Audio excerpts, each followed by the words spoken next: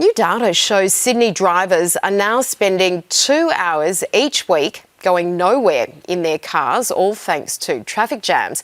And while some of our busiest routes are only getting worse, years of painful road builds are paying off in some parts of the city. Sydney's traffic at all hours. It is a daily pain shared and being shared. 5:45 and look at the traffic.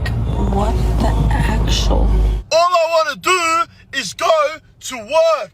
Again this morning, traffic out of the southwest, gridlock leaving from Narellan Road. And after 26 years, Vic LaRusso live with Sydney's traffic. sees the worst. The M5 just takes the full grunt of peak hour delays, and you see that stretch pretty much from Campbelltown all the way through to the airport. And the flow-on effects. All the feeder suburbs that link in through Roselands, and you've got through the southern suburbs that link from King George's Road. Among just some of the key stretches, he says, under regular pressure across Sydney, whether it's from booming population, merging traffic flows, several showing journey times on the rise, up 33% in 2 years for just one section of the North Shore's notorious Military Road. Significantly congested daily. Windsor Road to the M7-M2 merge. The local council says the commute is 9 minutes longer than last year. Again, those suburbs that have just exploded. TomTom's latest data puts average metro speeds for the average commute at 26.6 kilometres an hour in the morning, 26.4 in the afternoon,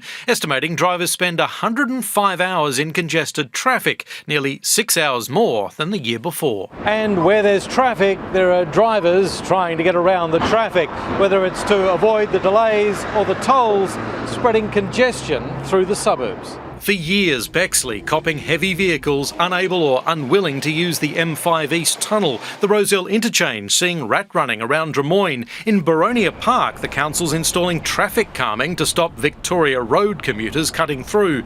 There's an online guide to using car parks to get across Alexandria, and impacts from drivers trying to avoid the Lane Cove Tunnel and Warringah Freeway roadworks. The Epping Road corridor, you've got Delhi Road and the Pacific Highway that have all, and pretty much from north right on. New motorways are working, he says, when flowing. Transport authorities say around the M8 travel times are down 16%, down 18% on the City West Link.